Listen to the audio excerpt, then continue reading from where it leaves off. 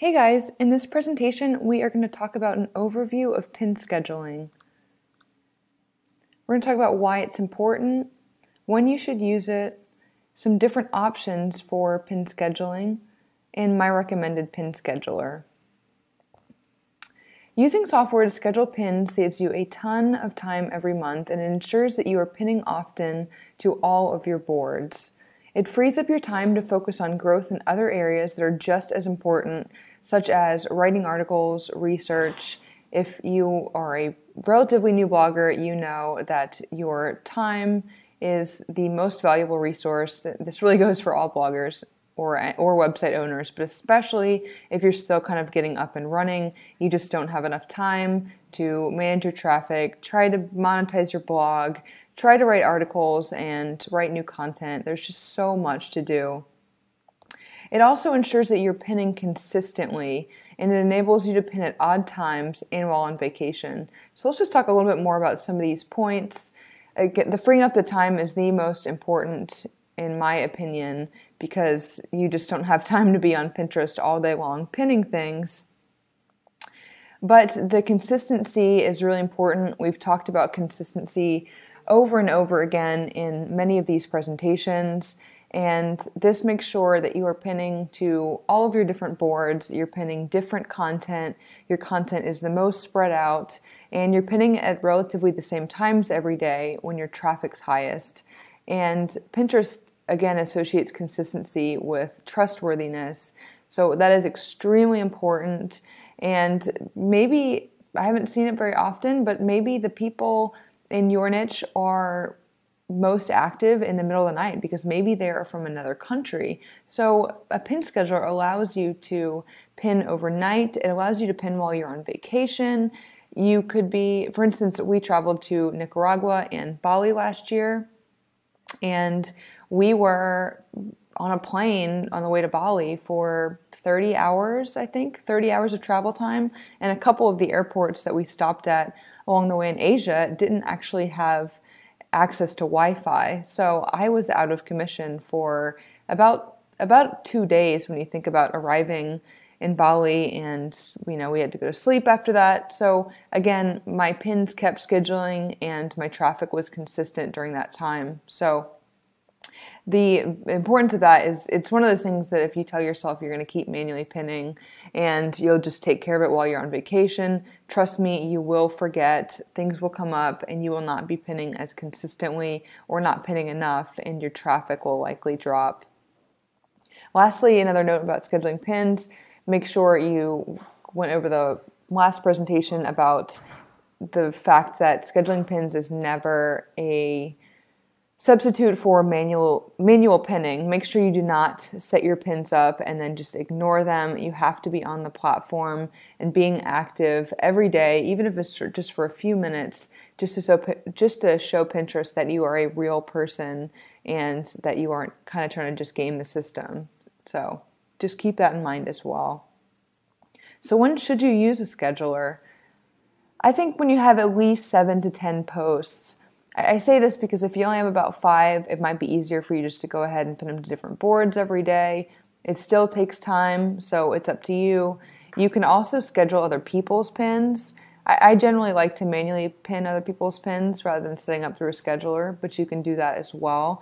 So even if you only did have 5 pins and you did the ratio of 50 to 50, like I recommended before in the previous presentation about pinning strategies, you could schedule 5 of your own during the day to different boards, and you could also schedule 5 of other people's or manually pin them. It's really up to you, but the schedulers are very inexpensive and they pay for themselves with the time that it frees up so that you can focus on growing your business in other areas.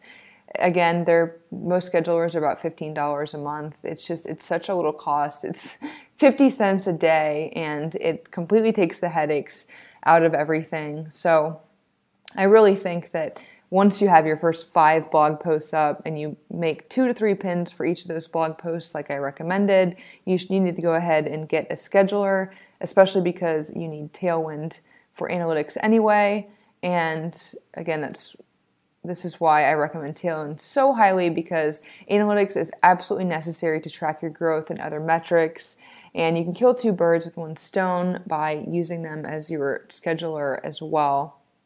And I recommend you getting Tailwind for Analytics immediately when you start on Pinterest. So really, you should just go ahead and sign up. And so let's talk about some of the other Pinterest schedulers though, and why I do recommend Tailwind. So there's Tailwind, there's Viral Tag, and I actually used that for most of last year.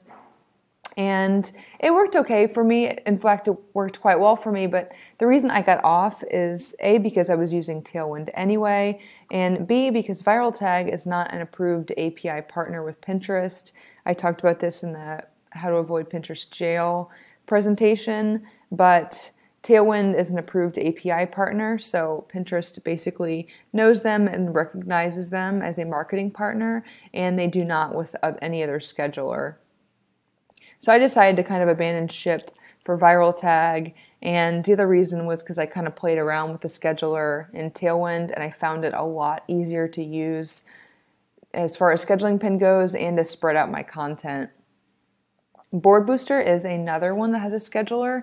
I don't use this, and the reason I don't use theirs, I do use Board Booster for a couple other features. I talked about it briefly in another presentation, but I use their Pin Mover and Pin Doctor features because I don't use those very often, maybe once every few months or so.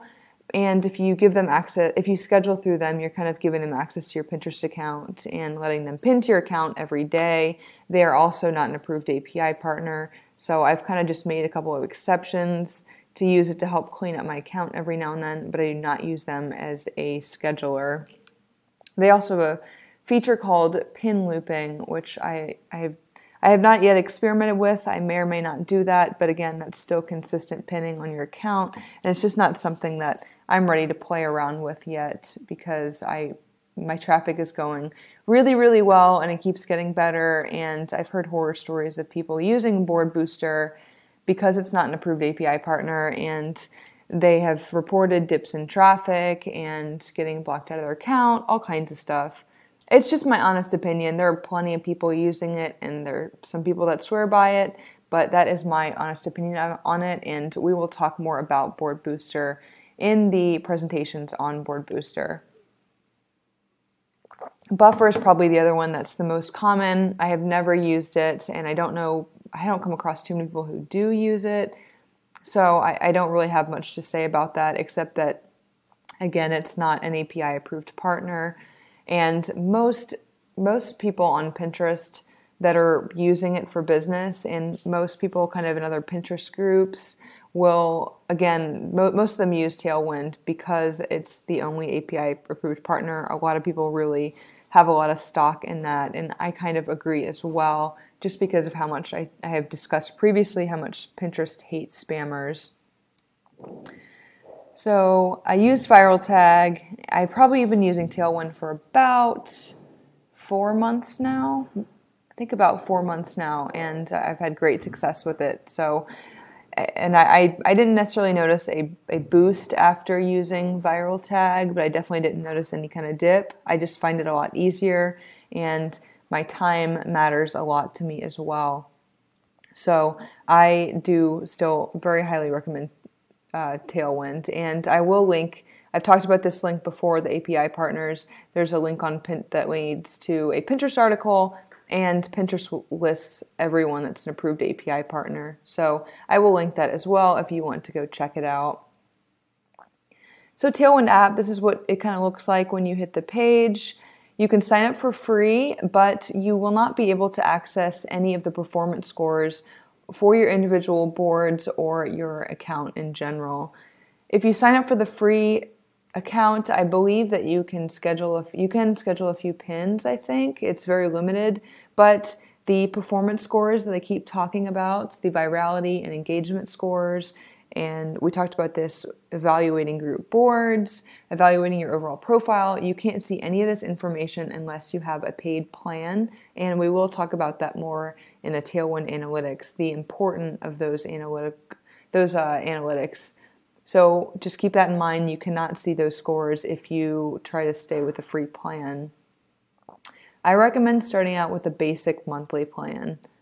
So this plan is $9.99 a month if you pay for it annually. It's $15, I think $14.99 a month if you pay for it monthly. Paying for it annually will save you $5 a month, but just note it is not refundable. I bought it for a different account that we were using. We were going to use it for the Health Nerd, our YouTube channel, and then we decided to kind of abandon that attempt to put that on Pinterest at the time. After about a month of using it, I had purchased a year of Tailwind, and I found on there that it said it wasn't refundable, but I went in and I wrote into them anyway. I explained that, look, I use Tailwind for 3 different accounts. I love you guys. I did not know when I signed up that it was not refundable.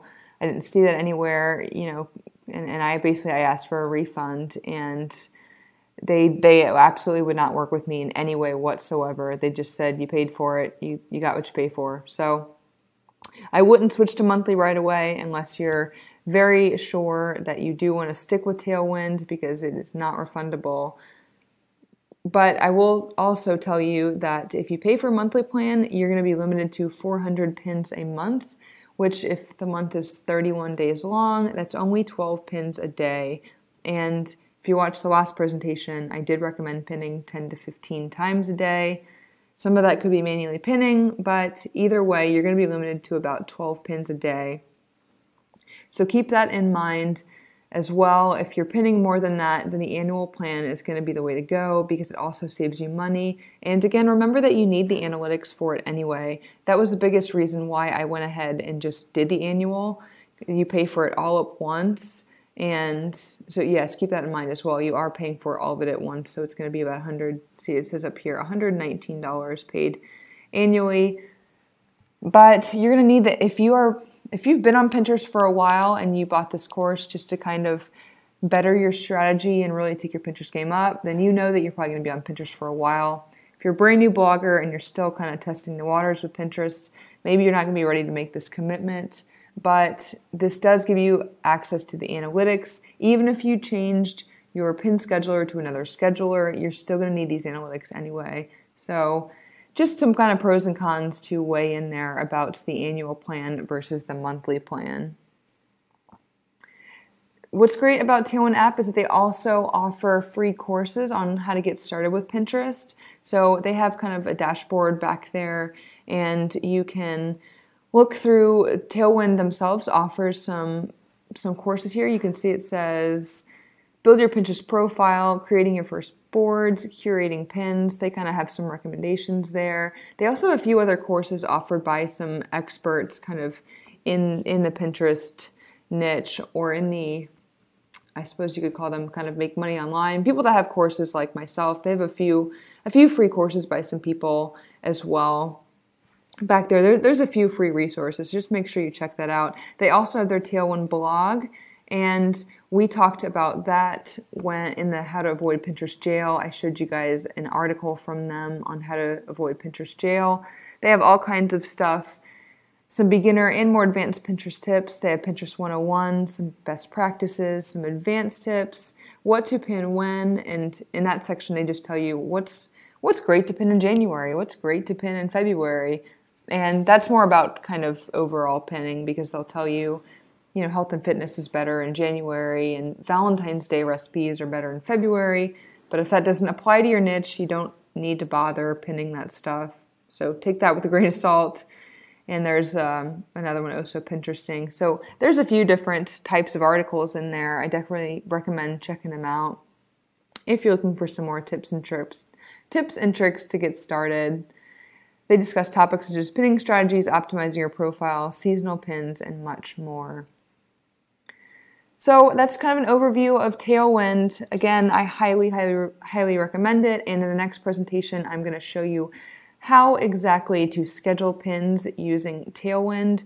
It may be a little bit longer presentation because there are many different ways that you can do it. But I highly recommend Tailwind because they are the easiest and they're the only recognized pin scheduler with Pinterest So you could also do some Google research as well. You're going to find a lot of articles that link different schedulers because they get some affiliate income from it. Just make sure that you really, if you want to look at other schedulers, that you keep that in mind. I also get some affiliate income for anybody that signs up. That's just a little disclaimer there, but I can tell you guys that has nothing to do with what I recommend, because I also got commission anytime I recommended Viral Tag. All of the pin schedulers have this feature built in. So no matter what, bloggers are generally going to recommend what they absolutely stand by and think is the best program, because they get affiliate income no matter which program they recommend. So keep that in mind. I just wanted to be honest and upfront with you guys. It has nothing to do with my decision about Tailwind at all. So I will see you guys in the next presentation when we talk about